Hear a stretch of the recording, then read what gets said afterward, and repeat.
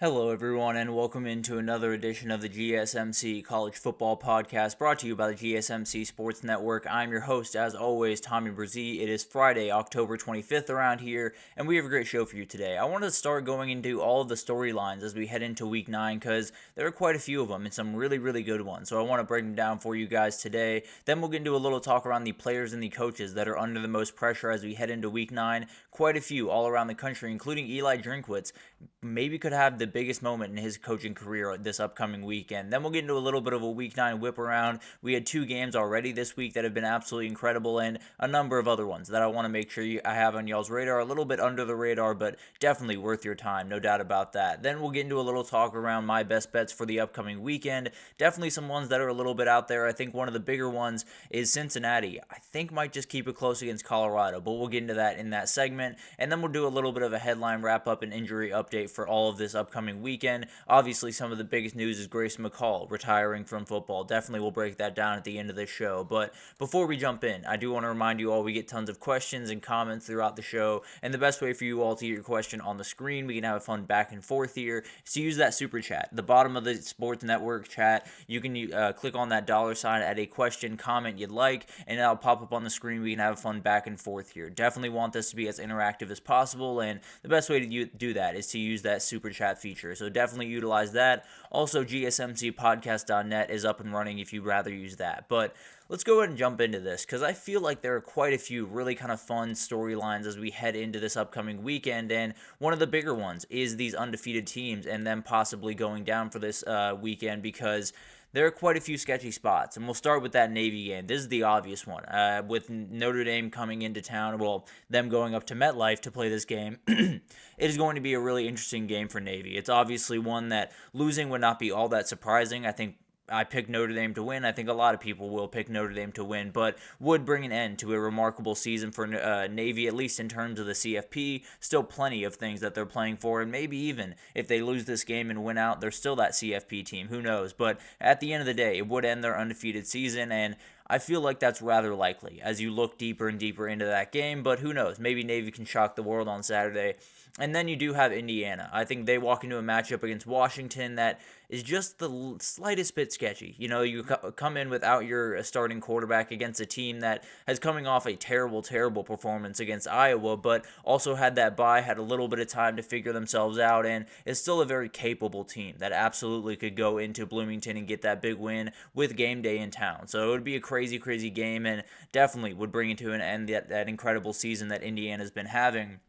And then BYU, this is kind of the unlikely underdog of the weekend. They are going down to Orlando to face off against UCF, and they are the underdogs in that game. And if they aren't careful, this UCF run game will just totally take them to the woodshed, and they will be absolutely dominated and lose their undefeated season as well. So a couple of teams there that absolutely could lose. 2 of those teams are underdogs. So gives you an idea that if favorites win this weekend, only one of these, Indiana, will still be standing at the end of the day. So it's going to be really interesting to watch that unfold. And with BYU, if they were to lose, it would kind of help out this thinning out of the Big 12 that possibly could happen this upcoming weekend because there are quite a few games all around the place for the Big 12 this weekend that could help us out just a little bit. And we'll get back to that BYU-UCF game here for a second because if BYU wins, we don't really learn a whole lot. You know, we still have those 2 teams up top with Iowa State and BYU, and then everyone else kind of just jockeying for position in that 2nd, 3rd, 4th spot.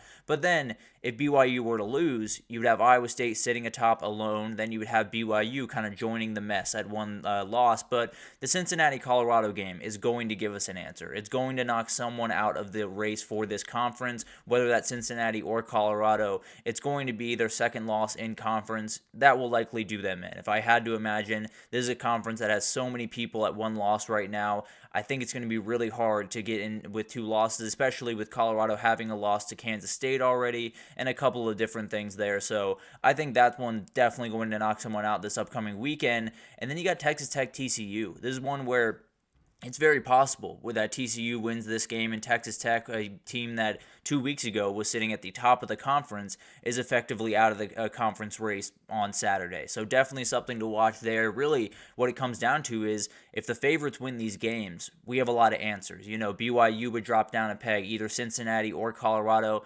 In this case, the favorite is Colorado, so Cincinnati would fall out of the race for the Big 12, and then TCU is the favorite, so Texas Tech would probably fall out of that conference race. So that's kind of all we need is the favorites to win, but that's been rather hard to come by in the Big 12. So definitely something to watch there. It's one of those things that could give us a lot of answers, but we could be right back here next week talking about how crazy the Big 12 is and how hard it is to get a beat on. And frankly, we'll probably be doing that anyways, but at least would love a couple of answers this upcoming weekend. But another thing I noticed as going through this schedule is there's a couple of just one-game season salvagers, and it sounds kind of crazy because obviously still going to be a disappointing season for a lot of these teams. But you look at the game that coming up this weekend, they win it. A lot of their fans are feeling a lot better about where they're at going forward, and the biggest one probably is Florida State. It's been an absolute nightmare season for the Noles. There's no two ways about that, and they have a big challenge going down to Coral Gables, trying to get a win against Miami. But the reality is you get that win, you earn back the favor of a lot of fans. Mike Norvell is no longer the guy that they very badly want out of town. He's the guy that, took a team that has no business going down there and beating Miami. He took them down there and won the game. So it's going to be really interesting to watch that one, and one of those games that very well could just kind of keep everything at bay for the time being down there in Tallahassee, and then they can figure things out in 2025. And then for Kansas, another rivalry game that could very well save the season. Kansas got hit with losing their offensive coordinator, Andy Kotelnicki, to Penn State. That's been an absolute disaster, and it's really, really hurt them this season. Jalen Daniels has been a little bit all over the place the way that he kind of was before Andy Kotelnicki. So definitely something to watch as we head into this weekend, because they could beat Kansas State, ruin Kansas State's fun in the Big 12, and get a win where a lot of their fan base would feel a lot better about this season if they were able to get that one. Obviously, not the season that they expected by any means, but being able to knock out your rival is going to feel more than fine. And then Nebraska. This is a huge one for Nebraska because I don't think this is even, changing this past year or the past couple of games or, the past month or two. I think this would go back years of disappointment in Lincoln. If you're able to go up to Columbus and get a win over Ohio State in the shoe, it's a program-defining moment. It's a moment that these fans will remember for their entire lives. So this isn't just a one-game season salvager. It might just be a program salvager for Nebraska if they're able to go up there and get that win, and then maybe things start rolling downhill for them. But overall, it's going to be disappointing seasons for probably all three of these people. Well, if Nebraska gets a win, I think it'd be rather okay. But those first two absolutely are going to be disappointing seasons. They win this upcoming week, I think it'll feel a lot better going into the rest of the way.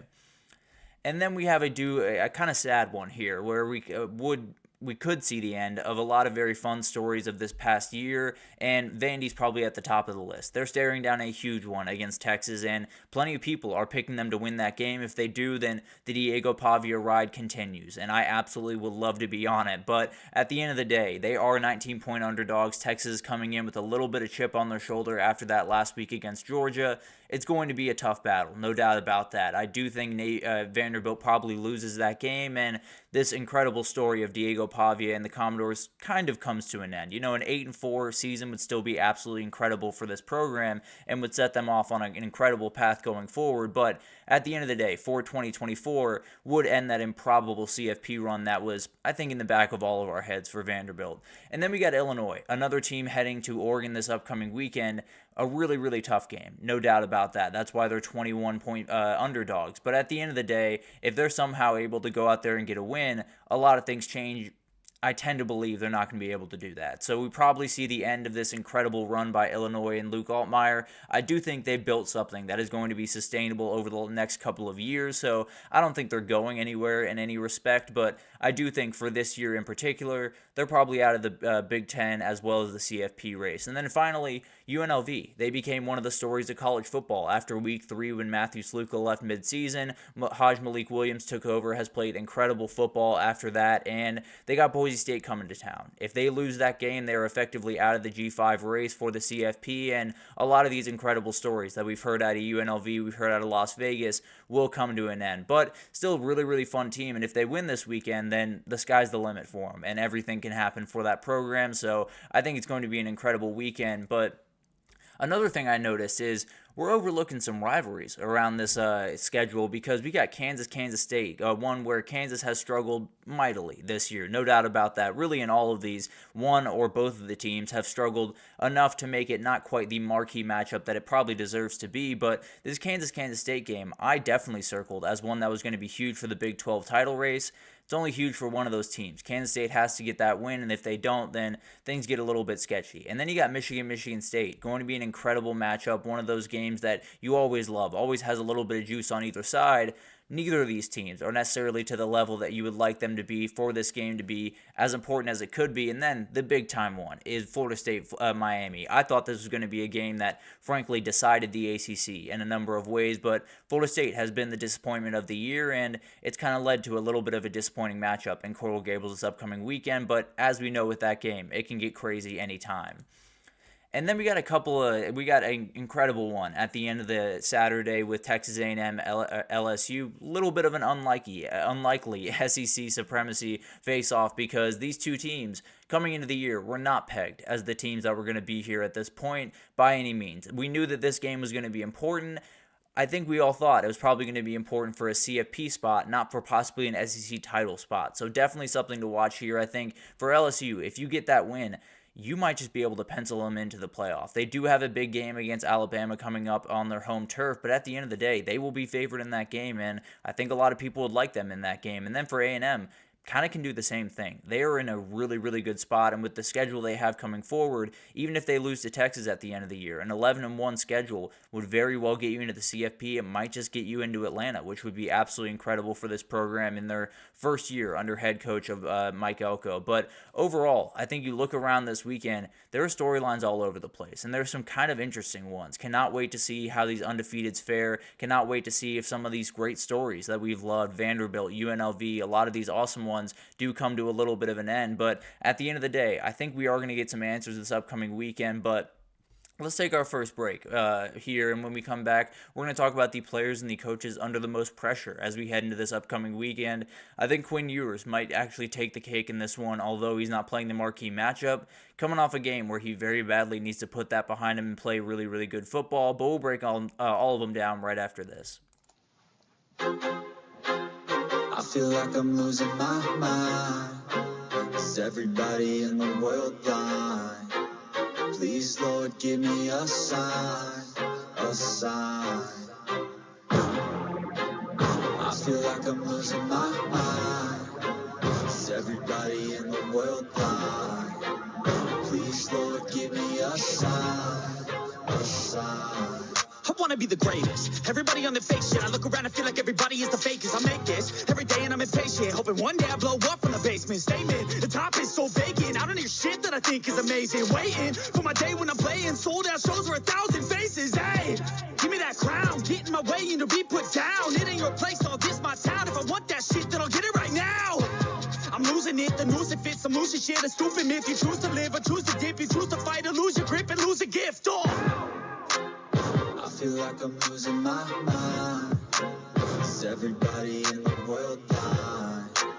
Please, Lord, give me a sign, a sign. I feel like I'm losing my mind. Is everybody in the world blind?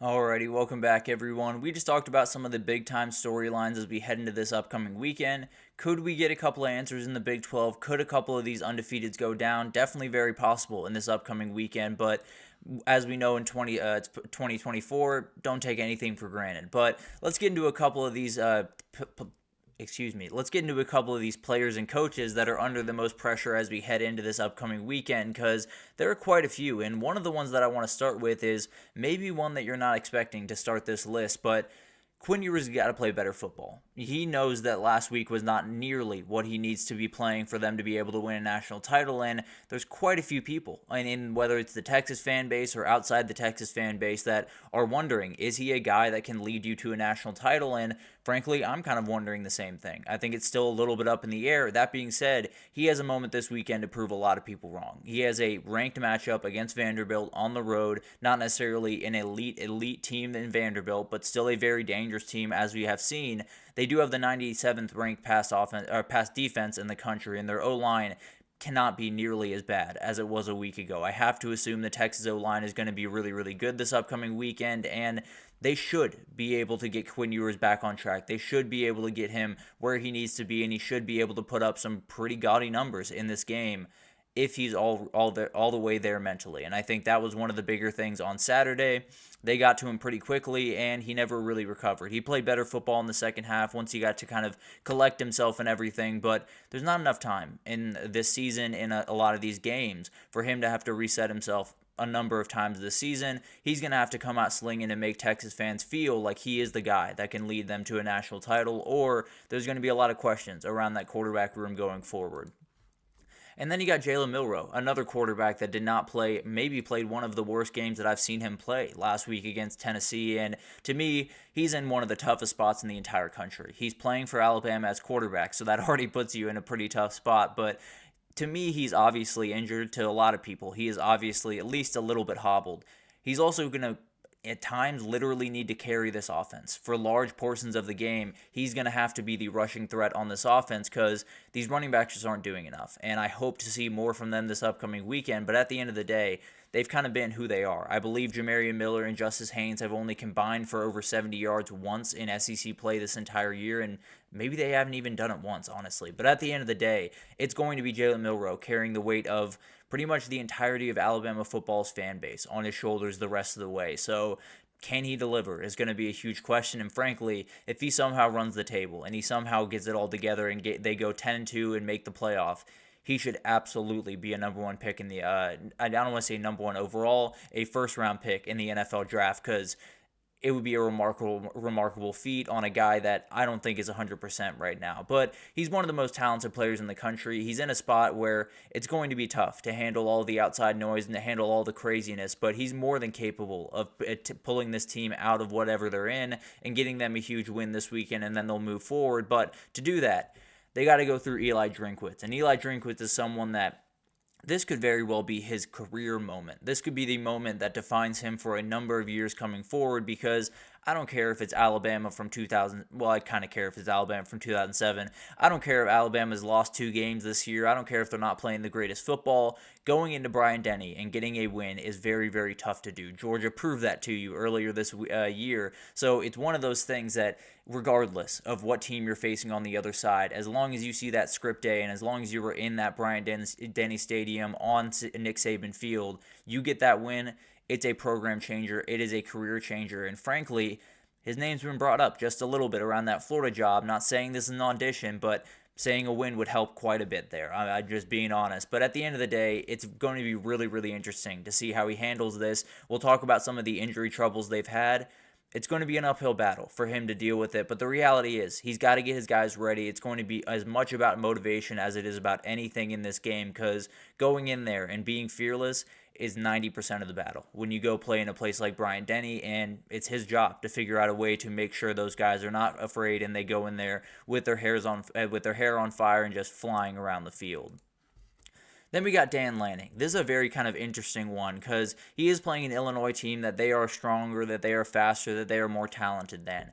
All of that being said, they have that number 1 next to your name, and whenever that happens, the head coach has more responsibility on that week than he does pretty much any other week of the season, because you understand what happens. Because these guys are 18 to 22-year-olds and maybe to 24, 25-year-olds. But at the end of the day, they are young kids, and it's going to be one of those things where they do open their phone on a Monday and see that their team is number 1 in the country. that does get to teams. It does get to teams. It has already this season, and it will again, I have to assume, and it could be this upcoming weekend. Oregon doesn't have Northwestern coming to town. They have an Illinois team that absolutely can cause problems for you, not necessarily give you a ton of openings, and then end up winning just a really tough, hard-fought game.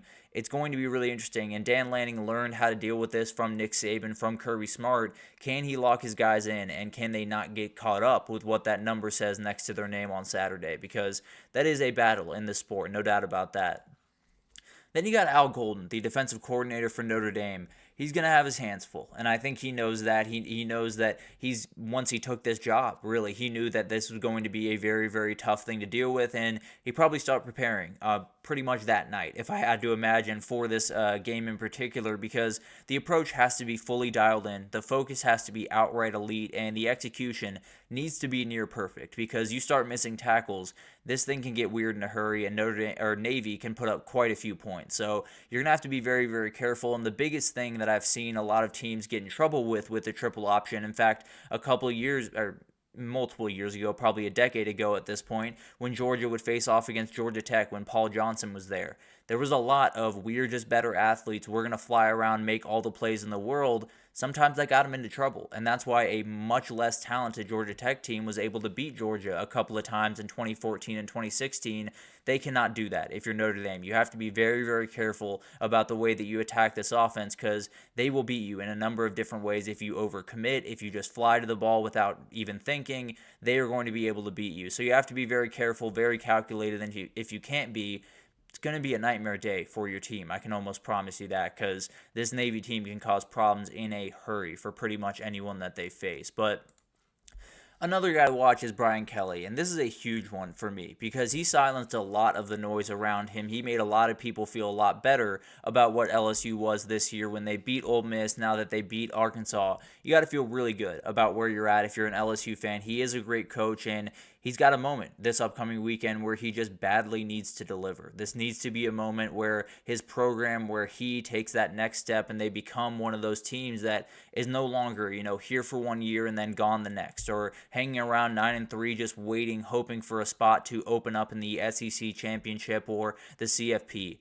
They can plant their flag. They can go into Kyle Field, win that big game, make sure you guys are calm, ready to go. The noise is going to be a factor. You just have to make sure it doesn't alter your players' minds and doesn't get into what they do on a down-by-down, play-by-play basis. You have to make sure that all of that is kind of under control, and if you can, this becomes LSU's conference for foreseeable future. This becomes LSU's conference. Obviously have Alabama down the road, but this is the game where I think in a number of different ways they could stamp their ticket to the CFP. They win this game, even if they lose to Alabama down the road. They're a 10-2 team with wins over A&M, with wins over Ole Miss. I don't think it's all that crazy that they would be one of those teams that would get that at-large bid at the end of the day. Now, as we're seeing, it could be an absolute logjam at that point. So we'll figure out what happens as we get a little bit closer. But at the end of the day, Brian Kelly has become one of the most scrutinized coaches in the country. That's what happens when you take the job at LSU, and I think he fully understood that. He fully understood that they missed a huge opportunity last year with Jaden Daniels not having the defense that he wanted, went out and got an elite defensive staff to get everything going. It has started to get going, but this is the game where you really prove everyone wrong, where you really prove that you are a team that is going to get to the CFP, that is going to be a problem. And frankly, when I look around the country, there are a couple of those teams that are just on the outside looking in just a little bit that absolutely could make title runs. LSU is one of them, and I think it would start on Saturday with a win at A&M. But obviously a lot on the shoulders with that noise, with that crowd. Got to make sure you guys are ready to roll, and if they get rattled, then this one could get ugly in a hurry. And then on the other side, you got Connor Wegman. He has to be able to deal with this moment. Relatively young quarterback still. All the craziness that has happened around him, all the injuries. He has not necessarily started a ton of games at A&M. That being said, he has played really good football when he has needed to. In that Missouri game, the best game I've ever seen him play, that is for sure. And one of the better games I've seen a quarterback in an A&M jersey play in quite some time. He was very, very good in that game.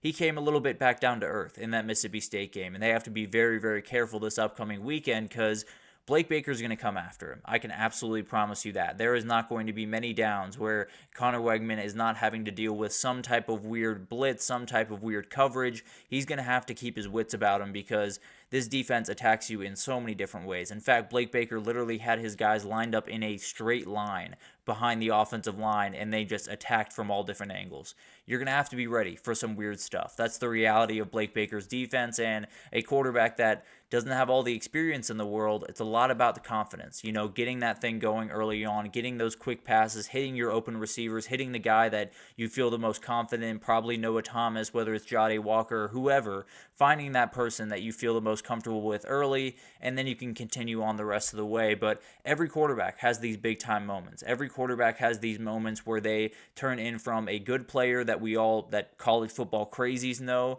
to a household name that everyone around the country is going to know going forward the rest of the season. This is the game for Connor Wegman. Missouri was that precursor, and that was an incredible game, really showed everyone what they're capable of. This is the game where he really kind of takes full hold of that entire narrative, where he becomes a household name, where he becomes a genuine prospect for the NFL draft, whether that's this year or next year, where he becomes a guy that can deliver on the biggest stage of college football. And I think it could be a moment that doesn't only change this season for A&M, but changes his whole life going forward. So definitely something to watch, and Connor Wegman got quite a bit on his shoulders this upcoming weekend. And then Ashton Jeanty. I talked about this one a little bit earlier in the week, but I think Jeanty actually has the most to gain from the Heisman race this upcoming weekend. And I know that sounds a little bit crazy because he is in the lead. He is my Heisman favorite as we head into the back end of the season, but the reality is it's one of the very few times in the year, although he is playing just too late, but at the end of the day, the fact is he is playing a team that a lot of people love watching in UNLV, become a big time story in college football, a game that's going to define the Mountain West going forward, and you're kind of alone. There's not going to be a lot of people that aren't going to be tuned into this game, watching this game, and if you're a Heisman voter and you're not watching this game tonight, you should not be a Heisman voter. Go ahead and turn in your ballot blank, because I do not want you voting on this award. But at the end of the day, he has a chance tonight. If he can get over, I don't know what the benchmark is really going forward for him, but I can pretty much say pretty confidently he's got to get over that century mark. If he's not over 100 yards in this game, the Heisman campaign comes to an end. I feel pretty good about that, but at the end of the day, he goes for 200 yards and 2 touchdowns. He might just be the far and away favorite as we head on to the rest of the season, because he's one of those guys that this is a huge moment for him and possibly his entire career going into the NFL. He could possibly just book his ticket to NYC on tonight if he's able to handle business, put up crazy numbers, get that big time win, become the favorite in the G5 CFP race. But with all of that stuff, with all of that Heisman hype and everything going into this game, and conference battles going into this game, a lot of that comes with pressure, and he's going to have to be able to handle it. He's going to have to be able to go about his business and use that Grim Reaper approach that he has the first couple of weeks, where he just stands there straight up in the backfield and then takes your head off on the play. So it's going to be incredible to watch this one unfold, and he's one of those guys that can gain a lot from this upcoming weekend, not only in the college football world, but possibly in the NFL world. I think he's already earned plenty, if I'm being totally honest with you, but this would be an exclamation point on his NFL draft stock. But let's take our second break here, and when we come back, we're going to talk about just all the games we haven't had a chance to get to this upcoming weekend, but also a couple of games that happened earlier on this weekend. We got an incredible game that was historic in every sense of the word up there in Kennesaw, Georgia, and then we got an interesting game in the ACC that did not go the way that I thought it would, but we'll break them all down right after this. Looking for your daily fix of sports talk without having to pay for it? GSMC Sports Network is available on YouTube. Just search GSMC Sports Network. Get your fix of daily sports talk shows on YouTube, absolutely free. NFL, college football, NBA, MLB, MMA, UFC, fantasy football, and so much more.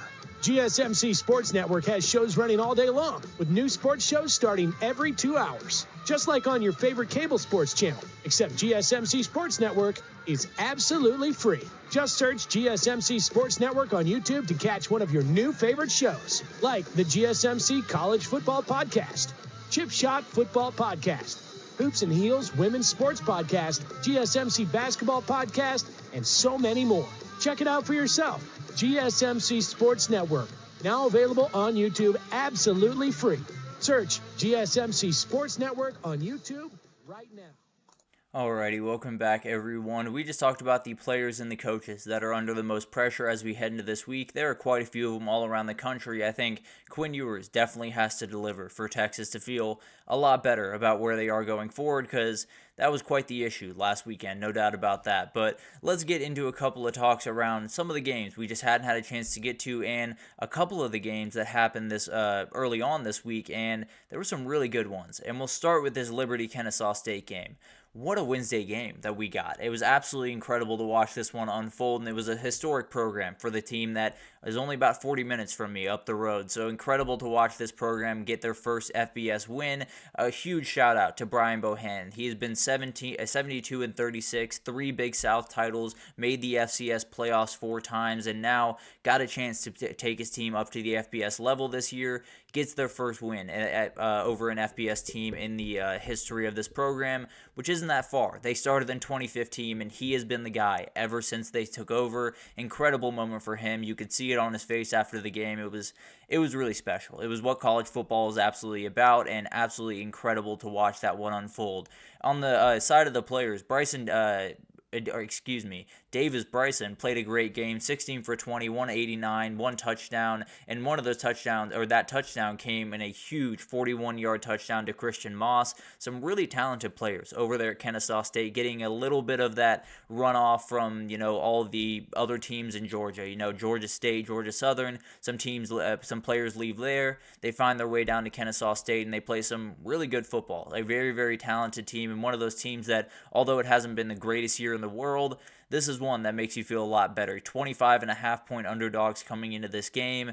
It's a program-defining win. It makes you feel so much better about where you are going forward. Officially knocked Liberty out of the CFP. Frankly, I thought they were knocked out once that App State game got canceled early on in the year, because I don't think 11-0 was going to get them in. But at the end of the day, it was a huge moment for that program and could be a huge launching point. There were a lot of recruits that were watching that game saying, this Kennesaw State team looks a little bit fun to play for. So it's definitely one of those moments that you badly need as you head up into the FBS ranks. And they got it at a huge moment when everyone was watching them against a team that everyone thought was just going to walk through their schedule. So a huge moment for Kennesaw State. Could not be happier for the Owls and Brian Bohannon. And hopefully this continues on and they can become a real big-time FBS program over the next little bit. But then we got to get into this one, because did not go the way that I thought it was going to go. I can say that pretty confidently. Syracuse outgained Pitt by almost 200 yards. They were better on third down. They won time of possession by 23 minutes, holding the ball for almost 40 minutes of this game, and they lost by 28 points. It was absolutely incredible to watch this one unfold. The thing is, when you throw 5 picks and 3 of them are taken back to the house, you only have 6 rushing yards. You're not going to win a lot of games. You'll find that throughout college football. That is a tough formula to find a way to get a win in. It's exactly the type of night that Kyle McCord and Syracuse had. It was absolutely nightmare from start to finish. Even one of the picks was batted around, looked like it was going up into space, and then fell just right into Brandon George's hand. So I don't know what you do there. I think it was just one of those nights for Kyle McCord. He could not catch a break. In fact, I believe he's the first ACC quarterback since 2016 to throw for 300 yards, which was a Syracuse record. Has thrown for 300 yards in 7 straight games. Was one of those like Chris Paul cutting the lead to 42 with a 3. One of those type of memes. But at the end of the day, did break that record, got over to 300 yards, but was the first guy in ACC history to have 300 yards and 5 picks in a game since Daniel Jones in 2016. So shout out to Cole Kublik for that stat, but very, very weird. A game that I did not see going this way. I thought it was going to be a little bit of an offensive shootout. They go after each other a little bit, but Pitt stays undefeated. Syracuse officially out of the ACC race. Pitt heads to Dallas with a huge date with SMU this upcoming weekend. It's going to be a huge game and frankly could be a play-in game for the CFP, but obviously time will tell on that one. Huge win for Pitt, which was led by the defense. Not something that they've been accustomed to this year, but obviously one that they're very, very happy to see.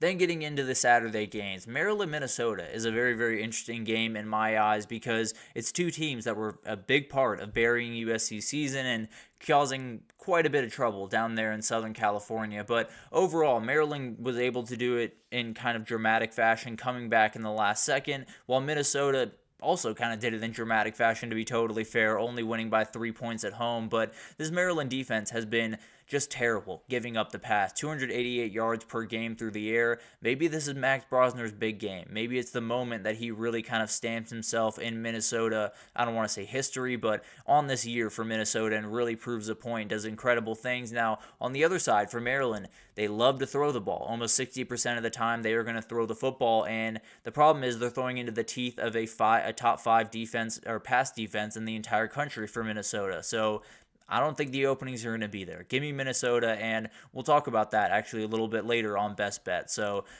incredible one there, but then awesome one down there in the MAC, because not down there, up there in the MAC, because this one's going to be absolutely so much fun between Bowling Green and Toledo. Toledo favored by a little bit under a field goal in this one, and both these teams sit at what is an absolute mess at 2-1 in the MAC right now. I believe like 6 or 7 teams sitting at 2-1 right now. So we'll get quite a few answers this upcoming weekend, but on the Bowling Green side, you have one of the best quarterback, running back, pass catcher trios of the entire group of 5, and maybe even the entire country, but I won't go too far in that direction. Connor Bazelak, Terrion Stewart, as well as Harold Fannin Jr.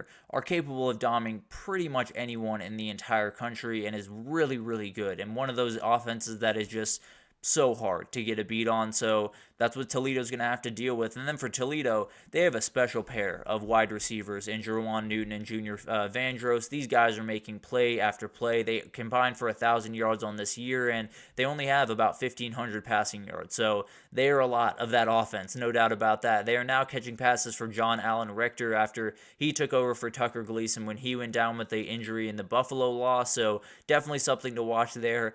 I think I would lean Bowling Green in this game. I think they have a little bit of juice to them. I think Harold Fannon's going to be able to make enough plays down the stretch of this game. Although Toledo has a lot going for them, don't love that they have that backup quarterback that did not play all that great last week. I think Bowling Green gets a big-time win and stays in the hunt for the MAC in this one. Then you got Oregon State Cal. The Pac-12 still lives. We were still getting some of these games on the schedule, and got very excited when I saw it on the schedule, so I just had to talk about it really quickly. But it's going to be really awesome for a number of reasons, but the biggest one is we're going to see a lot of good-on-good for these teams. Cal is a pass-first team, averages almost 250 yards per game. Oregon State, 13th best pass defense in the country, only allowing 166 per game. So can Fernando Mendoza and this pass offense find the openings that they're going to need? And then on the other side, Giovanni McCoy in this Oregon State offense loves to run the ball. 7th best rush offense in the entire country.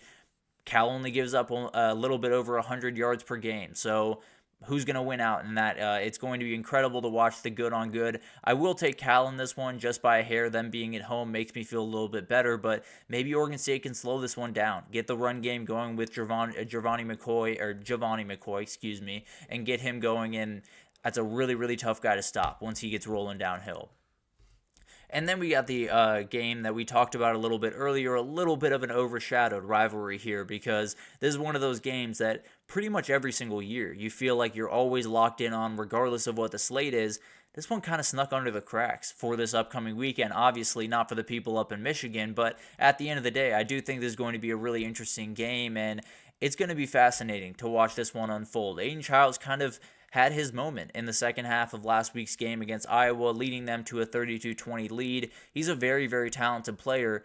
He's got to play more consistently. So could this be the game where he falls back down to earth, or could this be the game where he really just continues on this incredible run that he's been on and maybe puts his flag in this Michigan State job? Because frankly, he wins this one, he becomes I don't want to say Spartan legend, but a fan favorite that he already is to a certain extent, but much more of a fan favorite than he already is. He will be absolutely beloved around that place, and I can promise we'll not have to buy a drink in that place on Saturday. I can say that pretty confidently. But then for Michigan, they just badly need to find something. They badly need to find something that will give them any type of juice. Now, they are facing a run defense that is kind of middle of the road, and maybe their offense can just lean on them and get a win here. But overall, I think the numbers favor Michigan quite a bit. I like Michigan State. I'm going to go with the vibes of Michigan State right now. I think they have a little bit of energy about them. I think Aiden Childs is starting to play a little bit better of football. I think they're going to be able to get it done. I just think these two teams are in two totally different places mentally. And then we got an interesting one down there in the SEC. These are two teams that are effectively out of the SEC race, but both head coaches are kind of looking for interesting wins, because I don't think either coach are in danger of getting fired this offseason.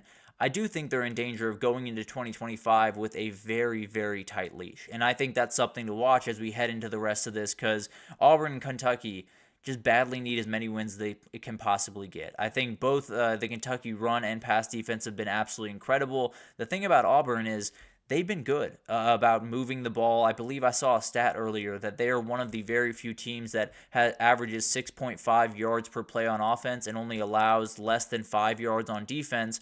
They're the only team with a losing record by a margin. I believe everyone else on that stat, or in that grouping is 36-4 overall. They're 2-5. It's all turnovers. Now Kentucky's not great at getting away turnovers, so maybe Auburn can get something going offensively. But at the end of the day, getting things going offensively against that Kentucky defense is like pulling teeth. So we'll see what happens in this one. Whoever wins it, at the very least, can just breathe a sigh of relief for the time being. And then we got a really, really interesting one in the Mountain West that's getting a little bit overshadowed by the game that's going on tonight. And to be fair, it probably should. I'm not necessarily arguing that, but this is a game that's going to be a huge matchup and define the conference moving forward in so many different ways. Because San Jose State, they get a win here, the power's in their hands. They still have Boise State. They still have UNLV on that schedule. They win those two games, they could be the CFP team going in. I know they're a team that we haven't necessarily talked about too much, but they absolutely could make a little bit of a run here. For Fresno State, they've probably already fallen out of the CFP race, but only one loss in conference and are favored here. They could win out and ruin a lot of the fun in the Mountain West over there, and possibly ruin the fun for Boise State and UNLV down the stretch. But this is a very interesting game.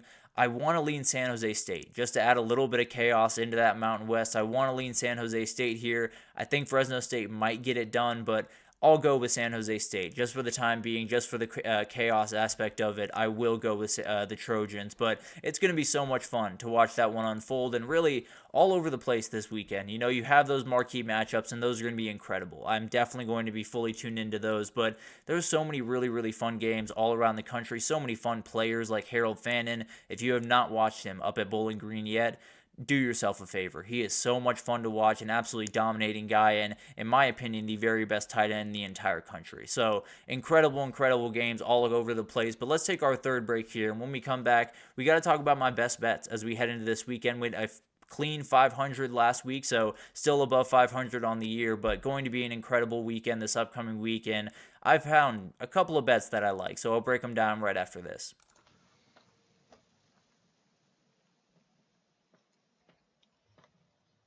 For the best and latest podcasts available anywhere, go to the podcast app on your cell phone and type in GSMC to access free content-rich podcasts on health and wellness, book reviews, sports, entertainment, relationships, social media, movies, technology, finance, and even weird news. Subscribe and download the GSMC Podcast Network's family of shows, available everywhere podcasts are found. Alrighty, welcome back everyone. We just talked about some of the different games we haven't had a chance to get to throughout this week, but also a couple of games that already happened. Kennesaw State gets that historic win over Liberty, and then we had Pitt just stave off keep alive that undefeated season that Syracuse was very much trying to knock off. Well, they didn't even get close. That defense for Pitt just absolutely dominated the day, and they continue on their way. But getting into my best bets for this upcoming weekend, there were quite a few that I liked on the board this week, but there were some that I felt very, very convicted about, and some of them that I'm a little bit nervous about, I'll be honest, but I just had a feeling in my gut, and I'm going to roll with it for this one. We are still above 500, 29, 23, and 2 on the season, 4-4 last week, so when an even 500, hopefully we can get on the right side of things this upcoming weekend. But Indiana-Washington, I like the under in this game. I think this is going to be one of those games. It's very, very interesting. You had Washington had been a really good defensive team, and then somehow they played Iowa, and they got beat up. And, an Iowa team that hadn't scored 40 points since the Eisenhower administration somehow was able to get one done. But I still think they're a very solid defense. I still think they have guys that can come off the edge and make some big-time plays, like Zach Durfee, as you see there. I think they have a number of guys that can make some big plays on the back end of that defense, and especially on the other side. You don't have Curtis Rourke in this game. I do think Taven Jackson is going to be more than fine. I think he's going to be able to play winnable football for this team. I don't necessarily think it's crazy to think that there's going to be a couple of mistakes here and there, a couple of turnovers that kind of slow this game down, maybe a red zone turnover that totally takes points off the board when you felt like you were at least going to be able to get 3. And on top of that, I do think they're going to lean on Justice Ellison, on Tyson Lawton, and then just hope that they're able to kind of gut out a win here. For Washington, I think they need a reset. I think they want to throw the ball in this game. The Indiana pass defense has just been too great this year. I think they're going to try to lean on them, try to run the ball with Jonah Coleman and live with the results, and it's going to be really interesting. But I think this one goes comfortably under. I think both these defenses are going to come ready to play, especially Indiana knowing they have to come ready to play, and Washington with a little bit of chip on that shoulder. I think this game goes under 53.5 by a pretty comfortable margin, if I had to imagine. And then Texas. This is a little bit of a sketchy one. I'll be totally honest with you. Texas minus 18.5 at Vanderbilt. I do think they get that done. I think this is a Texas team that got absolutely punched in the mouth last week. And there are a lot of people questioning just what this team is. And I'm kind of in that group. You know, you never really know what they are because Michigan has proven not necessarily to be the greatest team in the world. Oklahoma has proven to not be the greatest team in the world. You're going to have to prove at some point that you can play with the big dogs. And frankly, I don't think this weekend's going to do that for you. But at the end of the day, it is going to prove a point that you are not a team that's going to get knocked down and stay there. Because there have been teams in the past, and you will see teams probably this weekend that got knocked down last weekend, lose this week, and are effectively out of the CFP race. I don't see that happening here. I think Vanderbilt really benefited from some of the holes that were in that Bama defense. I don't think there are nearly as many holes in this Texas defense. On the other side, it was one of the worst games that I've seen from Quinn Ewers since his freshman year, plain and simple. He did not play good football, particularly in the first half, but he has proven enough to me for me to feel confident in his mental toughness to bounce back in this point, get a big-time win, play really, really good football, and honestly kind of put on a show and get this Texas train back on the track. So I like Texas. I like Texas big. I think they prove a point and show that last week, although it was really, really ugly and there's still questions around this team, was a little bit more of a blip than anything else for this season. Another one that is the slightest bit sketchy because about everyone in the entire college football world has put Wisconsin on upset alert this upcoming weekend, as did I earlier this week, and I stand by it. It is a very, very interesting game. It's one of those where you're looking forward possibly to that Ohio State game. The thing about it is, I think we're talking a lot of great things about Wisconsin, and I do think they found something offensively. The thing is, they found it against Purdue, Rutgers, and Northwestern. You were no longer playing Purdue, Rutgers, and Northwestern. You are now playing Penn State, and frankly, if Wisconsin can't get Tawee Walker going in this game, I think it's going to be one of the longest days offensively they've had in a long time. I think it's one of those things that is just a prerequisite. If they're going to be able to play really good offense, Tawee Walker needs to be running the football. You got a top 10 run defense on the other side. I don't think he's going to be able to get things going, and then if you're putting the game in Braden Locke's hands, mistakes are going to come. That's just the reality of facing a defense this good with a quarterback that's not quite as experienced as you would like. And then on the other side, I think the big thing here is I think Wisconsin can be attacked through the air. They are top 10 in the country in pass defense, but they gave up 300 yards to Miller Moss. I think they can absolutely give up Drew Aller. I don't want to say 300 yards, but I think Drew Aller can get plenty. I think he can definitely get his, and I think Penn State wins by at least a touchdown. I think it could be 14, it could be 21, and you head into that Ohio State game feeling very, very confident about where you are. And then for Illinois-Oregon, I do think we're going to see some points in this one. I have the over 54.5 in this one, and this is a game where I feel like it's kind of being overlooked and everyone's just picking Oregon to win, and I'm picking Oregon to win. I'm not necessarily saying I'm not, but this Illinois team is more than capable of making this one just a little bit interesting. I think both defenses are capable. The Oregon defense obviously has shown that they are very capable. Doesn't change that they've been able to get beat downfield just a couple of times this year, and I think Illinois has the dudes to do it. I think a lot of people look at Pat Bryant and Zachariah Franklin and say, well, they're Illinois. They're not necessarily the elite players that you need.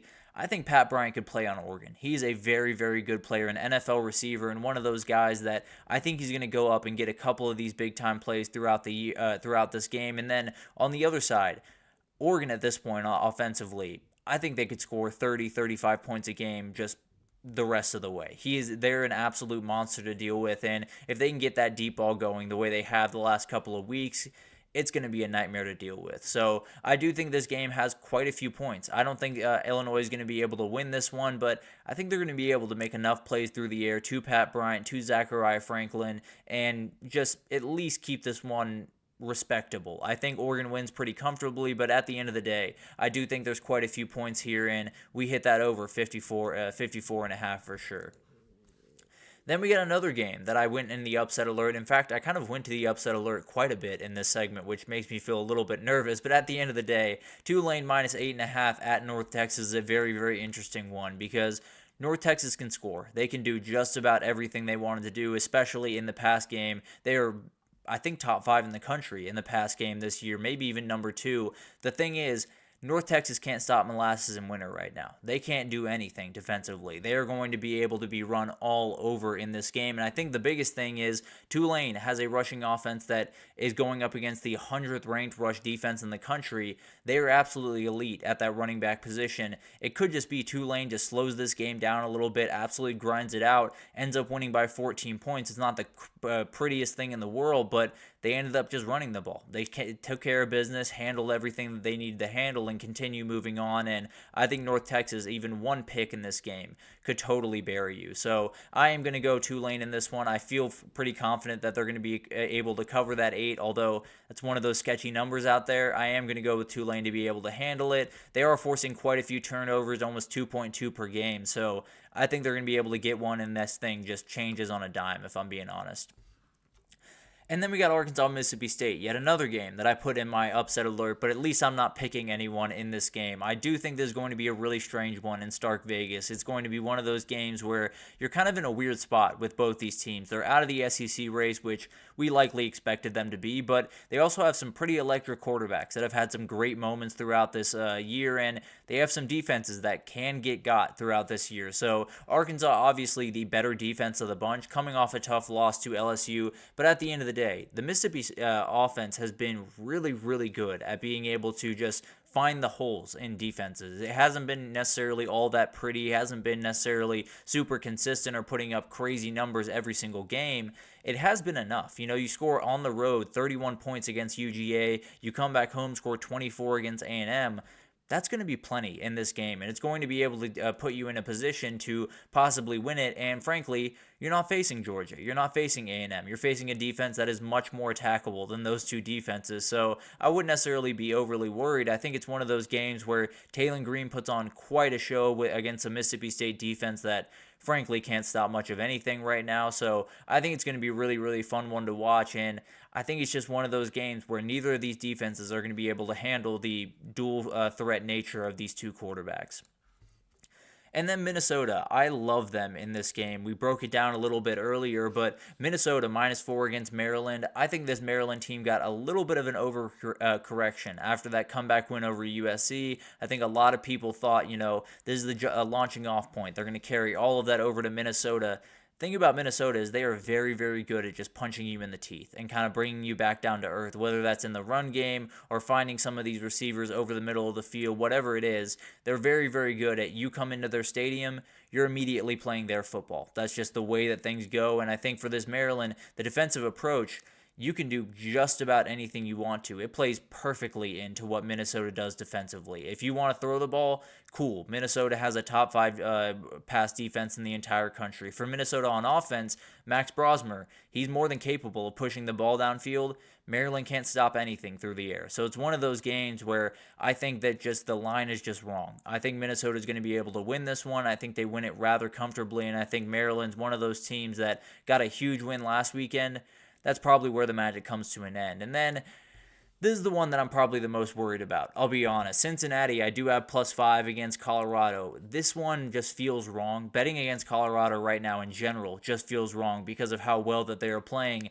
The thing that I'm banking on in this game is Cincinnati just making it look really ugly. Making this one be an absolute just muck fest. It goes back and forth. It's not pretty at all. But at the end of the day, they're able to get it done. And I think one of the biggest ones here is they're able to dial up blitzes very, very well. They have 3 linebackers on their roster that have at least over 1 sack on this year. And then they have Jared Bartlett leading the way with 4 sacks on the year.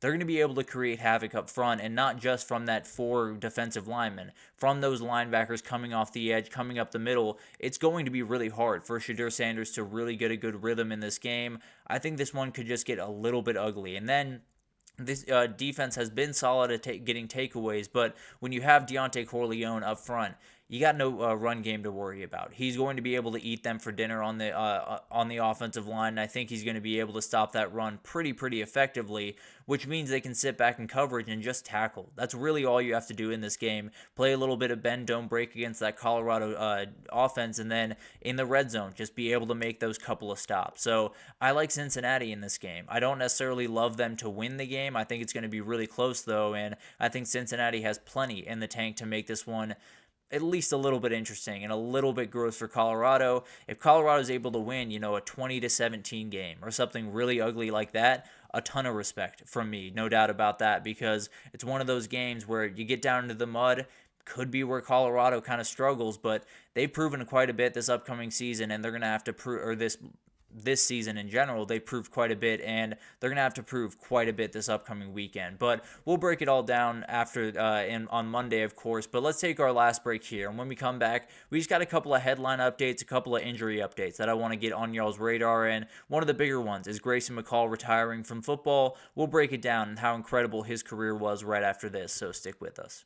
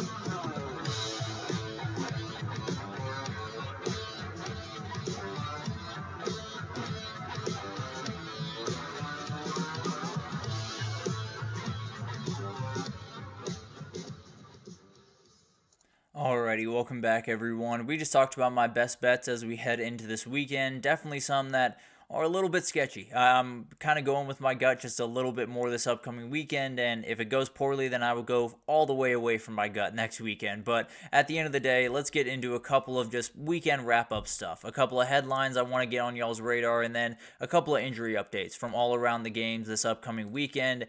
And we'll start with Grayson McCall. He is retiring from the sport of football. If you saw that hit that he suffered in that Wake Forest game, it is not all that surprising. It was a very scary hit. It's one of the scarier ones that I have seen in all of my years watching college football. And he released a statement with his family. He said, "I battled injuries my whole career, but this is one I cannot come back from. Brain specialist, my family, and I have come to the conclusion it's in my best interest to hang up the cleats." And I fully agree with him. It was very scary to watch that unfold. I think everyone's first thought was, man, I hope that kid's okay. Everyone's second thought was probably the last time he puts on a football helmet. And you hate to see him go. Was a remarkable player throughout his time at Coastal Carolina, and then when he made his way over to NC State. At Coastal Carolina, 10,005 yards, 88 touchdowns over 44 games for Coastal Carolina. Was incredible in that 2020 COVID season. Had that incredible game against BYU that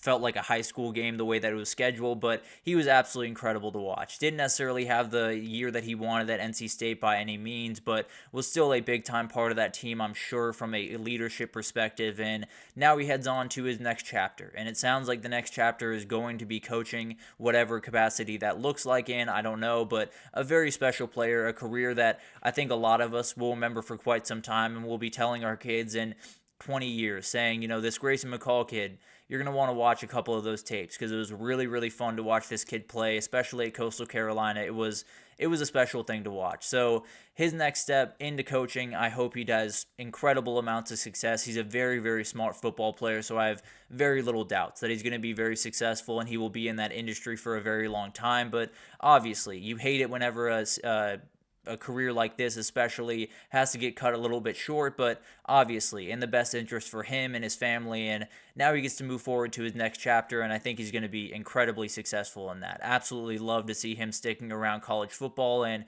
can't wait to see where he ends up, whether that's Coastal Carolina or NC State or anywhere else in the country. I think he's going to be a huge success. So hate to see him go a little bit earlier than we were hoping, but obviously best thing for his health, and whatever he does next, I'm sure he's going to be plenty successful in that. And then we move forward to the Pac-12 because they had a very interesting announcement earlier in the year that a lot of people were mad about. But it sounds like Oregon State and Washington State will play each other twice in 2025. They're going to play a little bit of a home and home on that season, and it's the last season that they have kind of on their by their lonesome all the way out there in the Pacific Northwest. It's the first game will be on November 1st at Oregon State. Then Washington State will host on November 29th at the end of the year. So I think this is really cool. I understand why people are not too big of fans of it. I understand why this is something that they're not necessarily loving. I think it's kind of cool. It's two teams that are out there kind of on their own. They're pseudo-independent teams. They're not going to get into the playoff as we've seen this year. We had that incredible run from Washington State to start the year. It's rarely going to get to the point where they make the CFP. Regardless, I think this is a fun little wrinkle into the season. It'll give you a fun idea of just how much home field advantage matters, and I can promise you a sweep in those two games would give you just crazy bragging rights moving forward. So I understand why people don't necessarily love it. I totally get that. I'm kind of into the idea just because it's their last season out there. Let them have some fun. That's kind of my stance on the whole thing, I'll be totally honest. But then we move over to the SEC, and weirdly, we move over to the SEC and I show you Vince Young, but the reality is Vince Young, along with a couple other people, have been added to the SEC Legends class of 2024. I don't know how. Last I checked, Vince Young did not play in the SEC, but at the end of the day, he is not alone in the people that have been added to this thing that did not sniff the SEC. Barry Switzer is in this class, and he coached for. He was an incredible coach for Oklahoma from 1973 to 1988. They were not in the SEC during that time. And then you got Chase Daniel. He's making his way in from a Missouri quarterback, incredible quarterback for a number of years, from 2005 to 2008. They were not in the SEC in 2005 and 2008. And then you got Luke Joeckel, a guy that got drafted number 1 overall, very talented offensive lineman at A&M. He played in 2011 when they were not in the SEC. So I don't understand what we're doing here. This is absolutely ridiculous. You do not need to give these teams spots in the Legends class when they have not played in that conference. Just wait. You have more than enough people with Johnny Manziel for A&M. Put him in. You have a number of people for Missouri. You have people that you can put in from that group. And then for Texas and OU, just wait a little bit. Maybe Steve Sarkisian can join that group in 10 years. Maybe, who knows? Maybe Brent Venables can join that group in a couple of years. It's one of those things that I don't understand why they're trying to force this. It just makes this look goofy and not a real thing. So I didn't love it by any means. I don't think anyone really loved it. It felt very, very weird, very forced, and one of those things that a lot of these programs probably don't much care about, if I'm being totally honest, but I guess if you can get them into that legend status, you'll take it. But a very, very weird thing, a thing that I do not like at all, and a thing that I can't even fathom how they came to that decision. But at the end of the day, congratulations to Vince Young, to Barry Switzer, to Chase Daniel, and to Luke Joeckel, because you are SEC legends somehow. So you're legends of two different conferences. Congratulations. But moving forward to some injury updates for this upcoming weekend, because there's quite a few. We'll start with that Texas-Vanderbilt game. It does sound like Isaiah Bond is not going to go in this game. He was questionable going into that Georgia game. Felt like he was going to be able to be a full go. Didn't play for the vast majority of that game. Probably played much less snaps than he usually plays. I bet 80% less snaps than he usually plays. And then on the back end, Derek Williams is still doubtful, a very talented starting safety. Probably going to be a couple of weeks before we see him again, but definitely one that they're hoping to get back as quickly as possible. For Vanderbilt, the big news is Miles Capers and Cedric Alexander. Sounds like they were going to play. They have been upgraded from questionable to probable for this game. Capers, they badly need. Very, very good good edge rusher and someone that they're very badly going to need in this game. Eli Stowers is another guy to watch. Sounds like he's going to be good to go as well. So Vanderbilt, with all of the questions in midweek, a lot of those have been subsided throughout the week, so no worries there if you're a Vanderbilt fan. Moving on to Navy Notre Dame, not necessarily a ton of updates here. The biggest one is Mitch Jeter, the starting kicker for Notre Dame, is going to be or might be out in this game. He's still a little bit up in the air. Definitely something to watch. He was out for that Georgia Tech game last week, and Zach Yoakum, the guy that came in for him, 1 for 2 on field goals on that day. So you probably want your guy back, especially if you're going to be in that close game late down the stretch. If you miss a kick with a backup quarterback, it's going to sting a little bit worse. But at the end of the day, we'll see what happens there. If he plays, then could be a huge impact, could be no impact. But we'll find out on Saturday. Then moving over to Missouri, Alabama. This is one that for Alabama, they avoided they dodged a bullet on the back end of that defense because Keon Saab, the starting safety, sounds like he's going to be out for an extended period of time. Hate to see it. Lower body injury. Been a very, very talented player for that back end. That being said, it sounds like Xavier Brown, Devontae Smith, and Red Morgan will be good to go in that back end because there was a world where not all of those guys were ready to go, and you have a very, very interesting back end going into a game where you got to face Luther Burden and Theo Weiss and Mookie Cooper, so definitely something to watch. Now, on the other side, it's a lot worse for Missouri. At best, Brady Cook and Nate Noel are doubtful for this game. It was reported earlier in the week that Nate Noel wouldn't go by Pete Thamel. Then other sources closer to the Missouri program said it hasn't been decided yet. I wouldn't expect him to be out there. And then Mookie Cooper is still questionable for this game. I expect him to play, but we'll see how close to 100% is. I can tell you pretty confidently that Missouri was not planning to trot out there with Drew Pine as their quarterback, but that might just be the way that they have to go about business on Saturday. And then the big time one at night, we have a couple of different updates here. For LSU, CJ Daniels is good to go, and that's something that you're probably going to watch pretty much week over week for the LSU just to make sure that he's ready to go, but it sounds like he's getting back up to speed. He should be fine the rest of the way, and barring some additional injury, obviously, but a very talented guy that they very much need in that lineup. Caden Durham, also probable for this game, very badly need him in the running back position, no doubt about that. Chris Hilton continues to be questionable. I don't think he's going to play in this game. It's one of those things that I've kind of stopped holding out hope that he is going to play in some of these games. So I do think he's probably out, but the wide receiver room just continues to get that little bit more healthy. For A&M, the one big thing here is Chase Basantis, the starting offensive lineman for A&M, is going to be out for this game and possibly out for a little bit of time, but we'll update you as it goes on. Could be a huge difference in this game. LSU just needs a couple openings on that offensive line, and things could happen in a hurry, and maybe losing Basantis is just enough. But then we got some other notes all around the country. For Oregon, they've got hit with a little bit of an injury bug right now. Jordan Birch, as well as Terrence Ferguson, their starting tight end, Matthew Bedford, their starting O-lineman, are in kind of a wait-and-see approach, it seems, going into this upcoming weekend.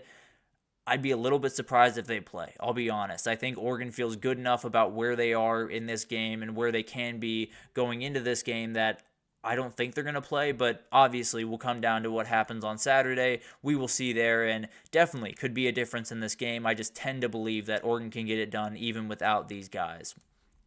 Then over in Columbus, Ohio, their left tackle is out for the year. Josh Simmons, definitely a very, very tough loss for this team. Zen Mikowski will take over at that left tackle position, and he's going to have to play really good football. He is a redshirt junior, so has played plenty of football in the past, but definitely going to be something to watch because this offensive line felt like it was starting to roll downhill. Losing Josh Simmons definitely does hurt that quite a bit. And then Lathan Ransom, the very talented safety, he's day-to-day right now.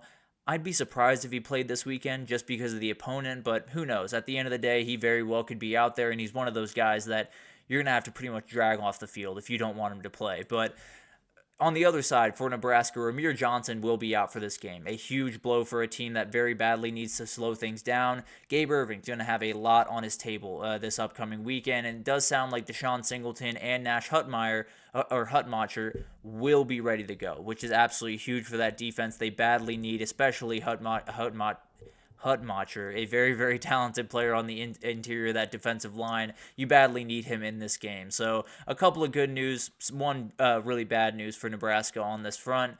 And then you got Travis Hunter. He is going to be good to go in that Cincinnati game. Everyone's going to be watching just how much he plays, how they allocate his snaps. Frankly, I think they should play him a little bit more on defense and then take him off on offense. But at the end of the day, I'm not Deion Sanders. I do not know more about football than Deion Sanders. So whatever decision he makes, I'm sure is the right one to go with. And it'll be interesting to watch this one unfold really throughout the next couple of weeks, not just on Saturday. And then another big-time story from the world of college football, Colin Lacey, a very talented wide receiver that transferred from South Alabama to Louisville. He is going to utilize his red shirt and be out for the rest of the year. Very confused what the situation is there. I don't know if it's, a little bit more of that NIL type stuff. I don't know if it's playing time. I don't know if it's injury. It sounds like it's injury. It sounds like he does have something lingering around that is just kind of impeding him from playing the best football that he can. So if that's it, I'm more than fine with that. It will be interesting to see if he does return to Louisville this upcoming season, and maybe that gives us a better idea of what was really happening behind the scenes there. But definitely a development for them this upcoming weekend, or tonight against Boston College, and we'll see what happens there. But Colin Lacey officially out for the season, and Louisville would just have to make do with Ja'Cory Brooks and Chris Bell and a couple of the other guys they have back there. So going to be really interesting to watch this unfold, and overall, this weekend just has something about it. There's something in my soul that makes me think that there's going to be a little bit of a wild, little bit of off-the-walls weekend where we get a couple of answers, and you badly need them at this point in the season because we're getting to a point where I'm getting nervous that we're not going to have any answers by the time we get to Selection Sunday. So I think we'll get a couple this upcoming weekend, and we will break them all down on Monday, but that'll do it for this edition of the GSMC College Football Podcast, brought to you by the GSMC Sports Network. Your support means a lot to us, so please remember to subscribe to the show, leave a positive review. It does make a huge difference for us. Also, follow us on Facebook, Twitter, TikTok, Instagram, all the social pages for all the content and updates you could possibly need. We have really great people doing great work across every single sport you could want. We have the World Series kicking off tonight. Plenty of people covering baseball all around the place. We have basketball going on their full way. Nelson's got you covered, no doubt about that. So anything in the world of sports you need, come on over to GSMC and we have you covered. But thank you once again for listening, and I will see you guys tomorrow to break down what I assume is going to be a crazy Week 9. Mm-hmm. Mm-hmm. Mm-hmm.